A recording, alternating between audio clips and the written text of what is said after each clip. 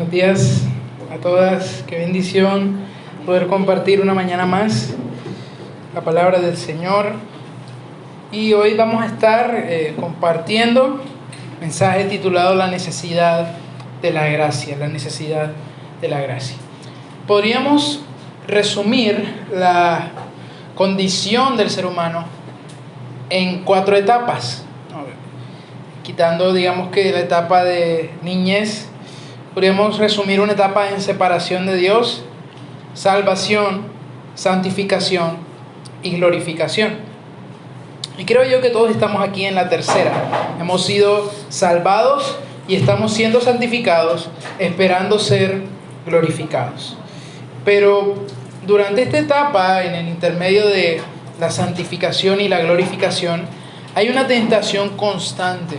Y esa tentación constante es olvidar precisamente la primera etapa, esa primera etapa de separación de Dios.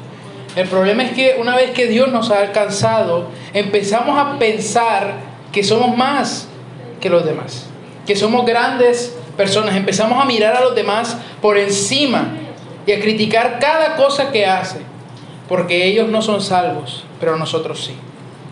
Y por eso el mensaje es tan importante, la necesidad de la gracia. El recordar que aun siendo salvados, la misericordia y la gracia de Dios son nuestro sustento. Y que no podemos, ni tenemos ningún derecho a mirar a los demás por encima del hombro, como decimos, o a considerarlos inferiores a nosotros. Porque esta es una tentación constante que tenemos y es normal. Cuando quizás tenemos un mejor celular que la persona que tenemos al lado, pues nos da más ganas de mostrárselo o de mostrar la cámara o lo que sea. Cuando hemos sido salvados puede llegar a ocurrir lo mismo. Ve por favor conmigo a Lucas capítulo 18, versículo 9. Lucas 18 del 9 al 14, que va a ser nuestro texto base.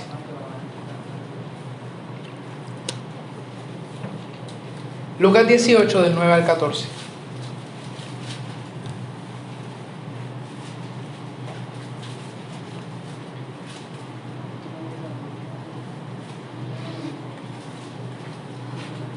Bien, Lucas 18 del 9 al 14. Si ven anterior, en la parte anterior, los primeros versículos, es la parábola del juez injusto y la viuda. Y por eso aparece en Lucas aquí después, porque va a hablar también de una oración. Dice, refirió también esta parábola, esto es importante, a unos que confiaban en sí mismos como justos y despreciaban a los demás. 2 hombres subieron al templo a orar. Uno era fariseo y el otro era recaudador de impuestos. El fariseo, puesto en pie, oraba de esta manera: Dios, te doy gracias porque no soy como los demás hombres, estafadores, injustos, adúlteros, ni aun como este recaudador de impuestos. Yo ayuno 2 veces por semana, doy el diezmo de todo lo que gano. Pero el recaudador de impuestos, de pie y a cierta distancia, no quería ni siquiera alzar los ojos al cielo, sino que se golpeaba el pecho diciendo: Dios, ten piedad de mí, pecador. Os digo que éste descendió a su casa justificado, pero aquel no. Porque todo el que se ensalza será humillado, y el que se humilla será ensalzado. Amén. Esta parábola, antes de, el mensaje, yo decía, Dios, ¿qué puedo compartir esta semana? Y me trajo a la mente esta parábola con ese título, precisamente, la necesidad de la gracia. Miren cómo empieza el relato. Jesús dirige esta parábola a un tipo de persona con 2 características: confiaban en sí mismos como justos y despreciaban a los demás. Esa primera frase de confiaban en sí mismos como justos se puede traducir como estaban seguros, estaban convencidos o se tenían a sí mismos como justos. De hecho, la Nueva Biblia Española dice que Jesús contó esta parábola a algunos que, pensando estar a bien con Dios, se sentían seguros de sí y despreciaban a los demás. Me gusta cómo lo pone. Que pensando estar a bien con Dios, se sentían seguros de sí y despreciaban a los demás. Podríamos ponerlos en términos actuales como a los que se las tiraban de buenos, a los que se las tiraban de santurrones. Y esta parábola nos presenta 2 personajes. Primero, un fariseo, una persona muy correcta, muy devota en su vida religiosa, y a un cobrador de impuestos, que era todo lo contrario, un perverso, un sucio, un traidor, porque se encargaba de recaudar impuestos y tributos para Roma, para el mismo imperio que los tenía esclavizados. Dice el comentarista Craig Kinner: para darse cuenta del impacto de esta parábola en la actualidad, se podría pensar en estos personajes como el diácono o maestro de la escuela dominical más activo contra un traficante de drogas, un activista homosexual o un político deshonesto. Esos son los personajes que Jesús está comparando, para ponerlos en términos que entendamos. Un pastor y un político deshonesto. Los dos van a un lugar a orar. Y Jesús pone los dos extremos. Está la santidad dentro de esa sociedad y la pecaminosidad. Los dos lados de los extremos. Pero que al final del relato se van a invertir. Porque nadie hubiera esperado ese final de la parábola. Ya vamos a profundizar en eso. Empecemos analizando los personajes. El fariseo. Si se dan cuenta en su oración, da gracias por dos cosas. Por lo que no es y por lo que hace. No soy tal, y hago tal. Ahora, cuando el fariseo da gracias por lo que no es, los judíos consideraban que eso era piadoso, agradecer a Dios por lo bueno que uno era. O sea, ellos no hubieran, cuando estaban escuchando la parábola, no estaban pensando, ay, qué fariseo tan orgulloso. Al contrario, estaban viendo, wow, qué hombre tan religioso, ¿no? Estaba agradeciendo a Dios por su justicia, por lo bueno que se estaba comportando, lo que no hacía. Pero también da gracias por lo que hace. La ley, si ustedes leen el Antiguo Testamento, solo exigía un ayuno al año, que era el día de la expiación, que era un ritual que se hacía todo el día. Solo en ese día había que ayunar. Pero los fariseos ayunaban lunes y jueves, y algunos ayunaban sin agua, todo el día, lunes y jueves. Yo recuerdo que una vez hice, creo que fue un ayuno de 3 días y casi me muero. O sea, una cosa terrible, ¿no? Y dije ni más. Y fuimos a comer comida rápida, fuimos a un estadio a ver un partido de béisbol, o sea, y la tentación ahí la crispé, y dije ni más. Casi me muero. Pero esta gente la hacía todas las semanas, y algunos hasta sin agua. Y de hecho, la ley también establecía diezmos para algunas ganancias. Pero dice él, doy diezmo de todo lo que gano. Y ojo, aquí él no estaba echando mentira. Eso era lo que hacían. O sea, en toda la oración del fariseo tenía razón. Estaba siendo honesto. Él verdaderamente hacía eso. Y no era como ellos en ese sentido religioso. O sea, le estaba presentando sus credenciales a Dios. Su hoja de vida. Y esa hoja de vida era verdad. Pero si se dan cuenta, el fariseo cumple las dos características del público de Jesús. Confiaba en sí mismo como justo y despreciaba a los demás. Pero el orden está invertido. Primero desprecia a los demás, no soy como, y luego confía en sí mismo como justo. Hago esto. Miren lo interesante estos detalles. Y se nos hace muy fácil ver a los fariseos en la Biblia como monstruos, como gente terrible, pero no es tan así. Eran personas muy correctas, demasiado correctas. El problema era su desprecio a los demás. Que su justicia estaba centrado tanto en sí mismo que perdían el propósito de lo que hacían. ¿Y cómo somos como los fariseos? Porque solemos vernos en relación con los demás. Dios, te doy gracias porque no soy como el homosexual de mi barrio. Dios, te doy gracias porque no soy como la chismosa de mi vecina. Dios, te doy gracias porque no soy un borrachón como mi marido. Dios, te doy gracias porque ofrendo más que el otro hermano. Dios, te doy gracias porque yo no bailo reggaetón. Dios, te doy gracias porque yo soy sana doctrina. Dios, te doy gracias porque canto mejor que la hermanita de al lado. Dios, te doy gracias porque oro más tiempo que toda la gente en mi casa. Dios, te doy gracias porque no soy tan grosera como mi suegra. Esas oraciones no pueden sonarnos chistosas, pero las hacemos en otras palabras. Ponemos nuestra vida cristiana en relación con los demás. Gracias porque no soy como tal persona. Es una cosa terrible.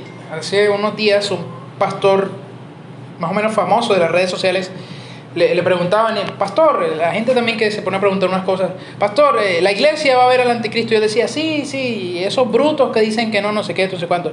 Y salieron el poco de videos, falso profeta ya se desvió de la fe por decir que la iglesia va a ver al anticristo y no sé qué, no sé cuánto. Y lo estaban mandando al infierno. Yo creo que tiene razón. Ahora, no lo diría en esos términos, pero empezamos a apropiarnos de la vida eterna. Nos ponemos en el lugar de Dios. Eso es una cosa terrible. Miren, nosotros podemos juzgar las creencias de las personas, pero no su fe. Y eso es una distinción importante. Pueden haber personas que tengan creencias equivocadas, pero con una fe genuina. Hay una historia donde llega un general. ¿Recuerdan que el profeta Eliseo le dice que se bañe 7 veces en el río?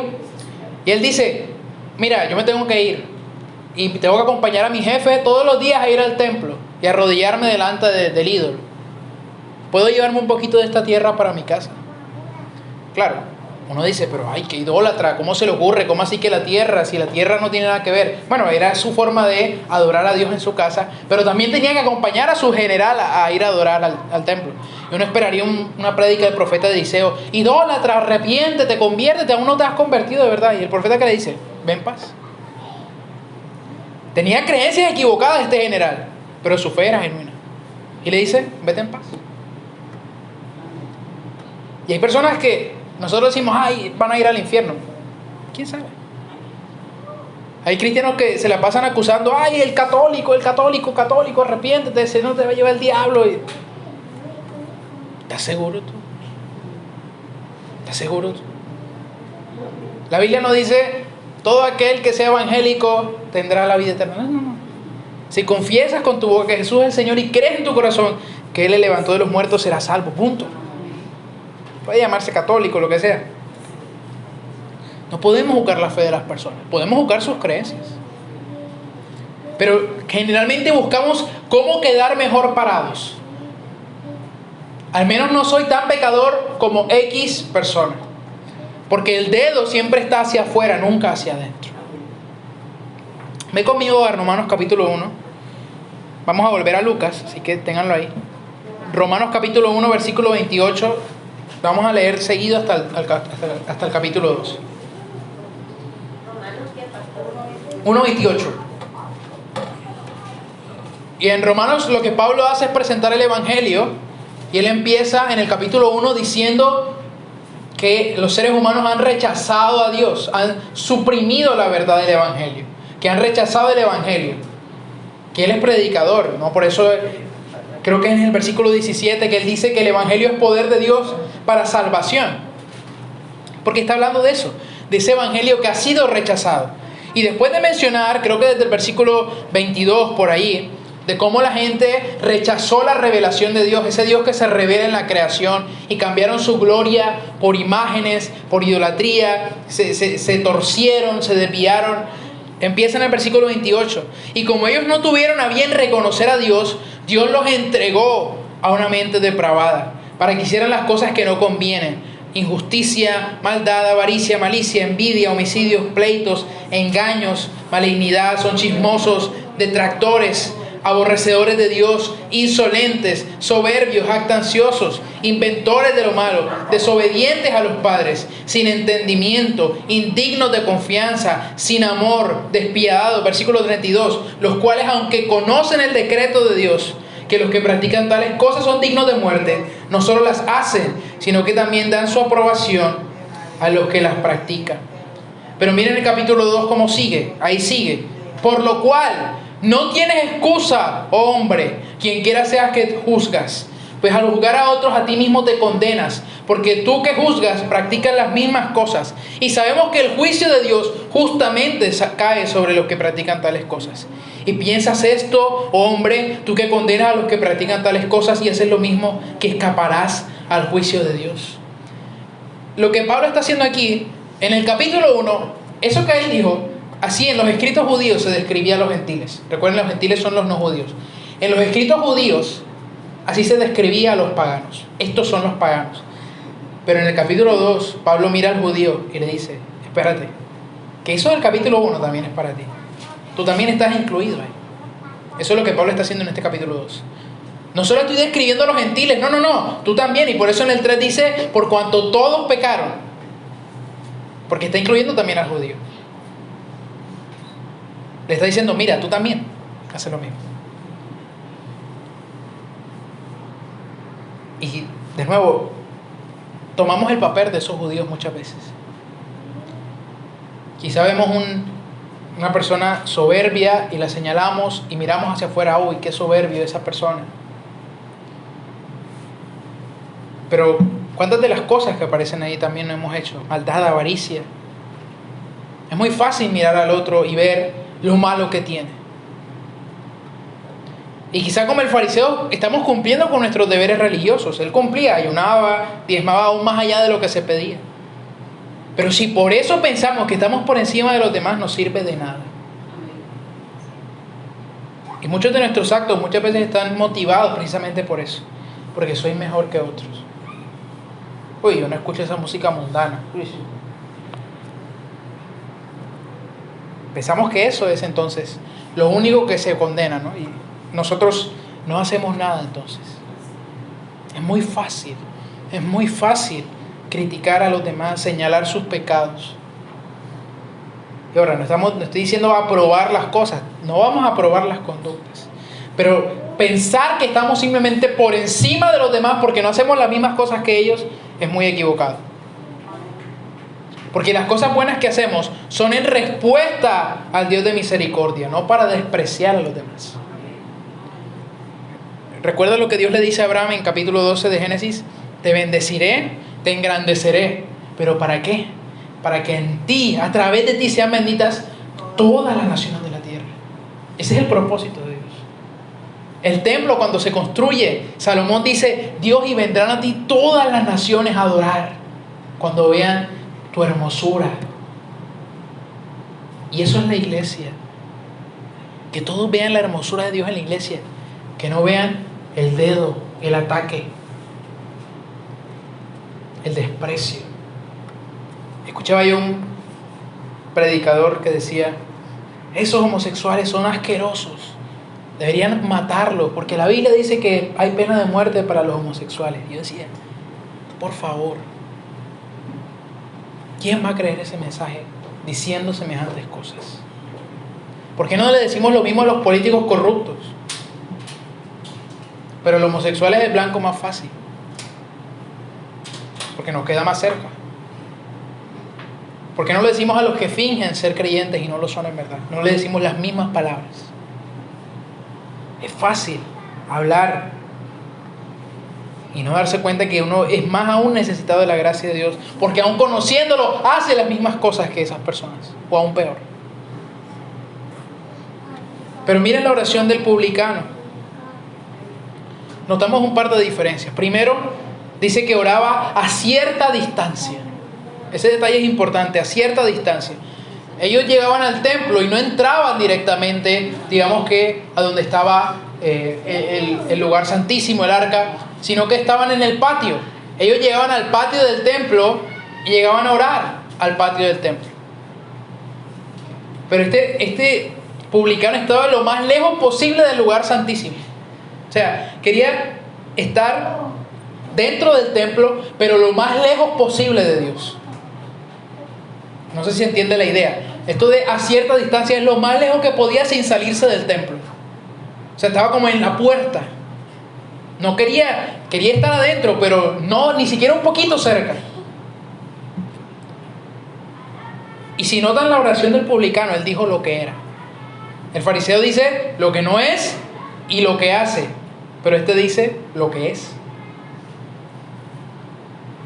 Reconoce su condición delante de Dios. Y dice que se golpea el pecho. Y esto en el griego es una acción continua. O sea, mientras oraba, se golpeaba el pecho. El fariseo pensaba que no era como otros hombres, que era mejor que ellos. El publicano también pensó que no era como otros hombres, que era peor que ellos. Y de nuevo, más que tratar de impresionar a Dios o ponernos por encima de los demás, debemos buscar día a día esa misericordia de Dios. Hermanos, si en vez de mirar arriba, de mirar a los demás para compararnos, miráramos hacia arriba, veríamos el creernos algo como una ridiculez. Quizá no hemos asesinado a nadie a sangre fría, pero ¿cuántas veces no hemos menospreciado o mentido o traicionado a alguien que confiaba en nosotros? Es como si tomáramos esta casa y la comparáramos con una casa en Haití. Sería una mansión en comparación. Pero comparémosla con la casa del alcalde y van a ser solo 4 paredes pintadas con un techo. Cambia si cambiamos el estándar por la cual lo comparamos. Comparado esto con una casa en Haití, esto es una mansión. Pero con la casa del presidente, esos son solo 4 paredes de ladrillo y un techo. Cuando ponemos nuestra vida al lado de la santidad de Dios, todo lo que podemos decir es: Dios, ten misericordia de este pecador que soy yo. ¿Recuerdas la visión de Isaías? Vi al Señor sentado en su trono. Dice: Señor, Señor, ¿yo quién soy? Soy un hombre de labios inmundos. Cuando contempla la gloria de Dios, eso es lo único que puede decir. Y eso me recuerda a las palabras de Jesús en el Sermón del Monte. Bienaventurados los pobres en espíritu, los que se saben en bancarrota espiritual, porque de ellos es el reino. Es de ellos. Cada día necesitamos ser más conscientes de esa necesidad que tenemos de la gracia. Dios no quiere escuchar un agradecimiento porque somos menos pecadores que otros, sino un clamor que reconoce que dependemos de su perdón y que lejos de Él no somos nada, y que aún cerca de Él le seguimos fallando tanto o más que los demás. Y en ese sentido nuestra vida debe estar centrada más en nosotros mismos que en los demás.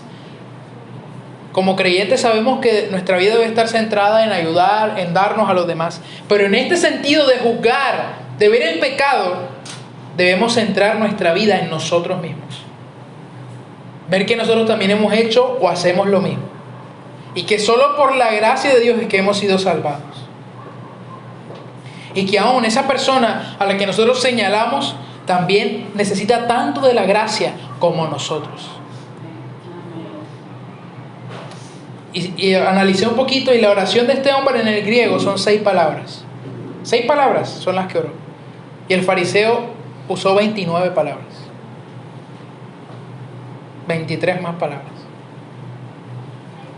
6 contra 29. Porque la verdadera relación con Dios no es la que busca sorprenderlo o impresionarlo, sino que depende de Él.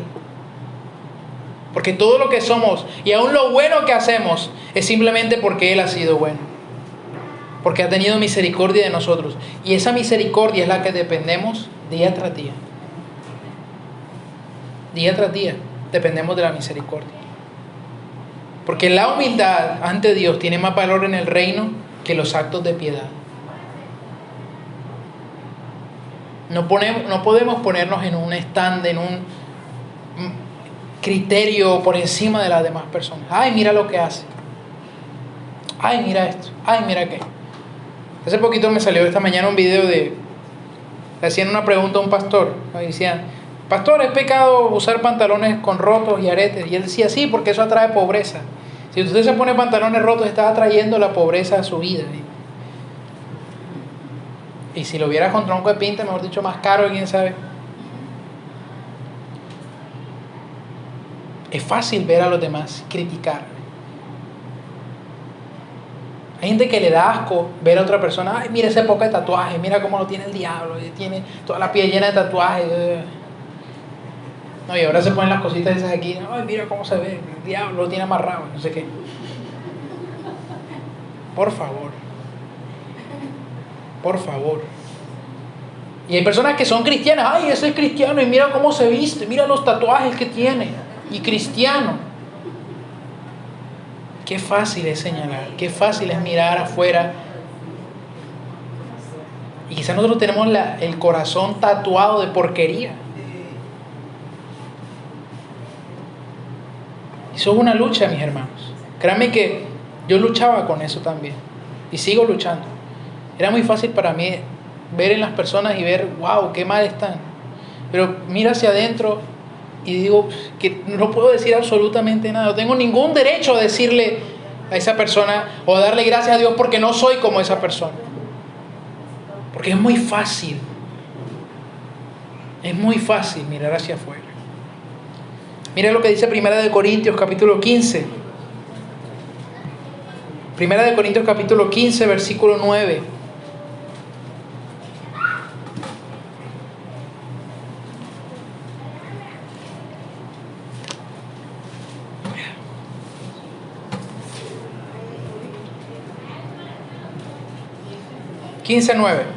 Este es el capítulo de la resurrección, ¿cierto? Este es el evangelio que predicamos, la resurrección de Cristo. Jesús se apareció a a aquellos y demás. Y en el 9 dice, 1 Corintios 15, 9, dice Pablo: porque yo soy el más grande de los apóstoles, el más insignificante de los apóstoles. Dice que no soy digno. Mira eso, no soy digno de ser llamado apóstol, pero hoy todo el mundo es digno de que le llamen apóstol. Qué curioso. Hay gente que se presenta, ¿cómo se llama? No, yo soy el pastor tal. Nadie se llama pastor, eso no es un nombre. No, yo soy el pastor no sé quién, nadie le está preguntando si es pastor. Ponen el título como si fuera algo de ellos. No, yo soy el pastor tal, el profeta tal, el apóstol tal. No soy digno de ser llamado apóstol. Mira, pues perseguí a la iglesia de Dios, pero por la gracia de Dios soy lo que soy. No dice porque, wow, yo este ministerio, ¿qué poder tengo yo? Yo tengo tremenda unción. No. Por la gracia de Dios soy lo que soy. Y su gracia para conmigo no resultó vana.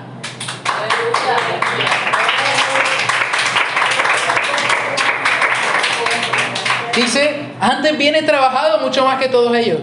Y uno dice, pero como contradictorio eso. Pero mira cómo termina. Aunque no yo, sino la gracia de Dios en mí. Wow.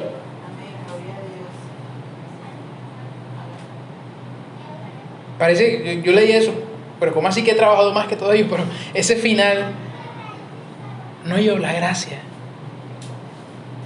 Todo lo que hacemos es por la gracia. Tenemos que quitar toda idea de mérito en nosotros, toda idea de mérito.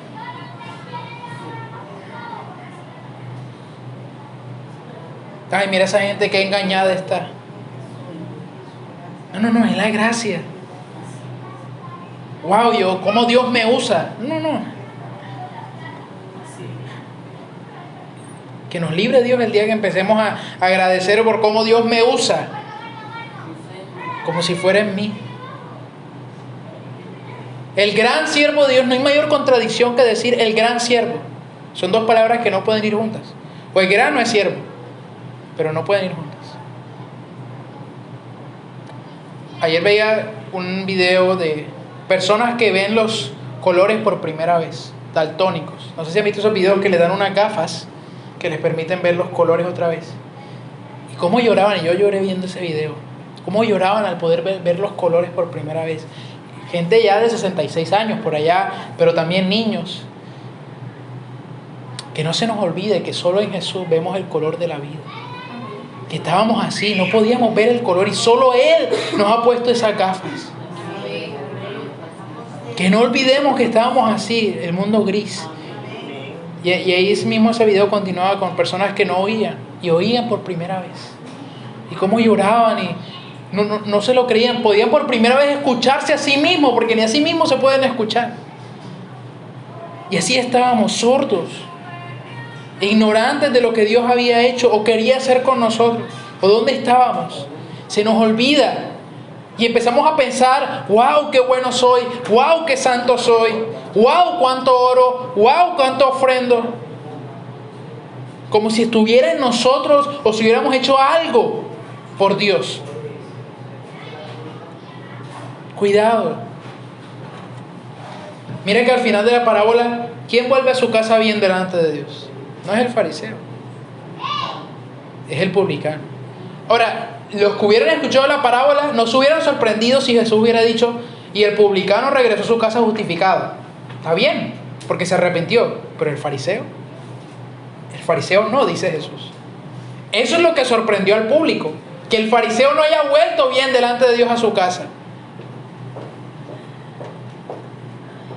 Que el que hubiera vuelto bien delante de Dios solo fuera el publicano y no el fariseo, que se supone que era el más piadoso, el más justo.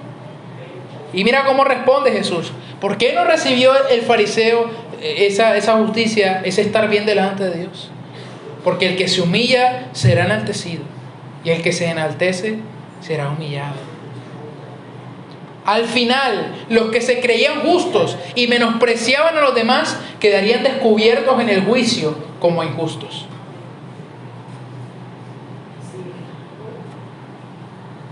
Jesús decía: y llegará gente de la calle y se sentará en la mesa de Abraham, mientras los hijos del reino estarán fuera en la oscuridad, y allí será el llanto y el crujir de dientes.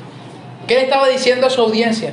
Miren, judíos, ustedes que piensan que son el pueblo de Dios, van a ver que esos que ustedes dicen que no son pueblo de Dios van a estar sentados a la mesa, comiendo con Abraham su padre, con Jacob, con Isaac, y ustedes afuera llorando en la oscuridad.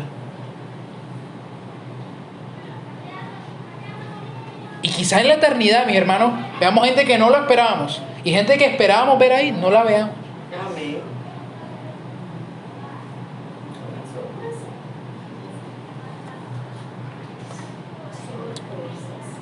En la vida cotidiana es más sabio decir no sé a inventarse una respuesta.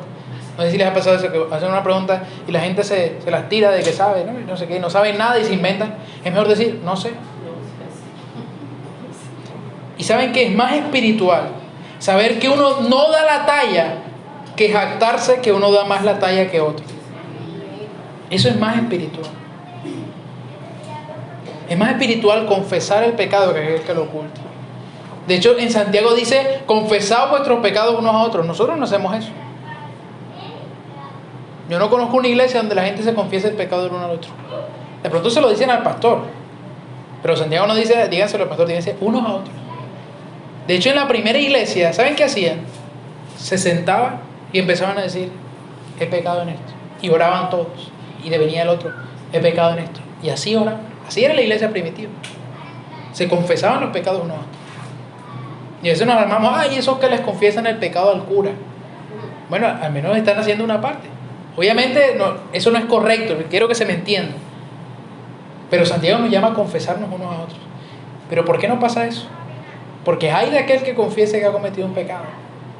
Uy, no, hermano, vamos a ponerlo en disciplina. Que se siente. Y miren, hasta públicamente una vez un pastor se paró y dijo: ustedes están fornicando. Y decían: sí. Y lo estaban grabando en internet.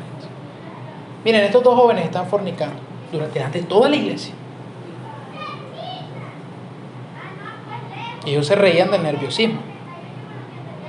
Pero, ¿qué es eso, por favor? La iglesia debe ser un lugar donde nos apoyemos y donde sea normal que podamos reconocer nuestras debilidades. Deberíamos normalizarlo. Ay, hermano, ay, Dios mío. Como si su hijo llegara y le dijera a la casa: mami, hoy perdí un examen. Ay, Dios mío, eso es normal. Raro sería que alguna vez no perdiera un examen. Amén. ¿Por qué nos sorprende el pecado? No debería sorprendernos, y la iglesia debería ser precisamente ese lugar donde, como el publicano, podamos decir: ten misericordia de mí que soy pecador. Donde no mostremos algo que no somos. Porque pensamos, y cuando cruzamos la puerta nos transformamos.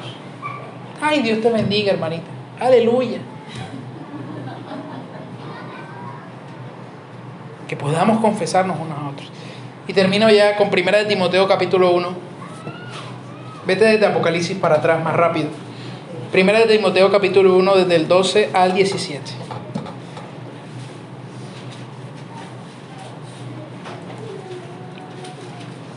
Otra vez palabras del apóstol Pablo. 1 de Timoteo 1, del 12 al 17.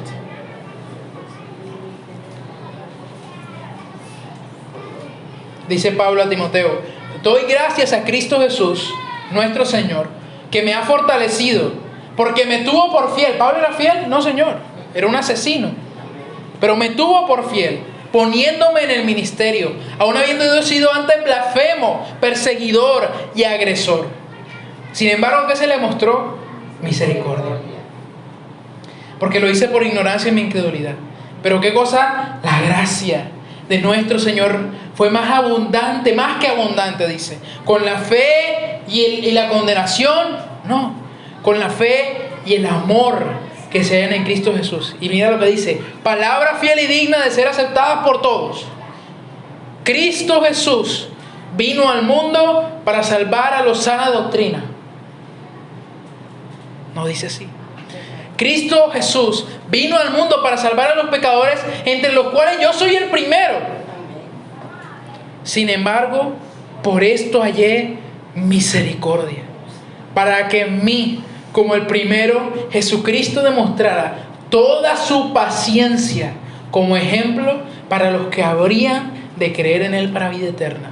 Por tanto, al Rey eterno, inmortal, invisible, único Dios, a Él sea honor y gloria por los siglos de los siglos. Amén. Wow. Wow. De los cuales yo soy, no dice yo era. Yo soy el primero. Obviamente esto es una exageración, se entiende por el lenguaje. Pero Pablo lo sentía con tanta realidad y con tanta certeza.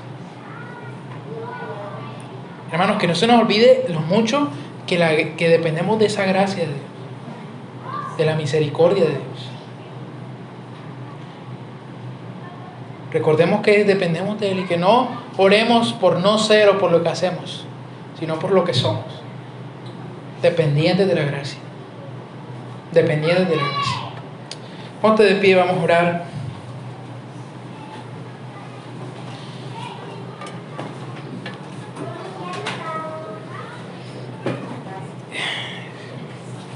Señor, gracias por tu palabra, por hablarnos, Dios, en esta mañana.